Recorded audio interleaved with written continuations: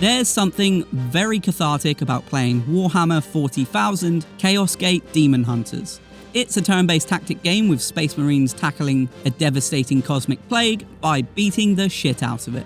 Bolters, flamethrowers and heavy boots are very effective remedies, it turns out.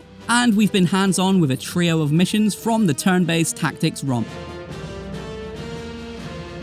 Here's the setup. You're in command of the Grey Knights, a Space Marine chapter full of chaos-crushing zealots with a penchant for psychic assaults. They're called into action because a plague called the Bloom is spreading across the galaxy, courtesy of the chaos god Nurgle and his grotesque minions. Thus begins a planet-hopping campaign where you'll determine the fate of the worlds. In our hands-on though, the focus is the missions themselves. 3 of them, each with different objectives and some pre-made squads. We can still explore our ship though, and can chat to crew, explore the armory, check out research projects, and browse the enhancements for our mobile base. The conversations aren't exactly scintillating, but what we can actually do on the ship is more appealing. In the barracks, each Space Marine has a substantial ability tree full of core abilities, upgrades, and augments, and there's a ridiculously huge list of weapons, armor, and accessories that can be stuck on them, from holy guns to indomitable Terminator armor, which can in turn be enhanced with upgrades unlocked through research. Your options here can be improved by investing in the armory, where requisition upgrades will increase your chances of getting higher tier mission rewards, or give you access to new war gear. Thanks to the tech priests, the ship itself can be upgraded, allowing you to make improvements to the plasma reactor, warp drive, and other systems. That opens the door to things like more advanced ship facilities, as well as making it faster, tougher, and better armed. They're a reminder that this is more than a simple HQ, that the ship is another tool in your expansive arsenal. The ship also contains a library, the Libris Malus, where all the research is conducted. From here, your Inquisitor studies the Bloom, trying to uncover its secrets in an effort to protect the Grey Knights from its effects and eventually stop it.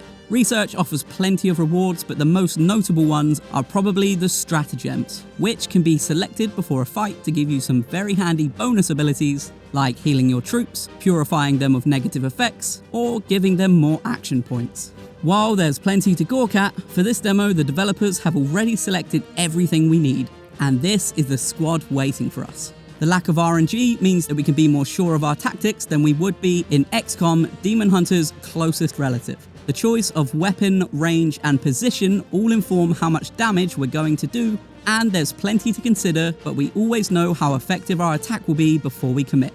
That doesn't mean it's absent surprises, mind you.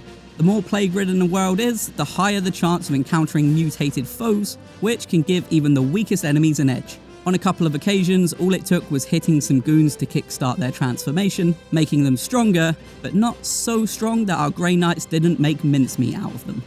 Things go south when we hit the final demo mission, a boss fight against a massive, great unclean one.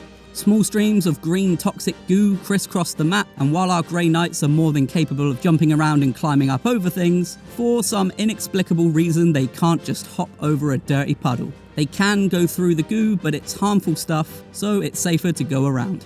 But who needs safer? We order them to go across the goo and take the hit. This was a mistake.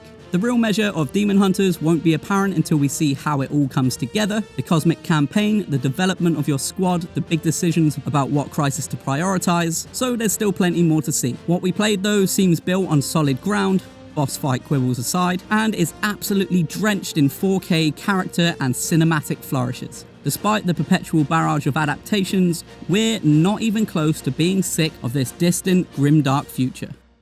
We are the warriors of the Grey Knights, Daemonhunters.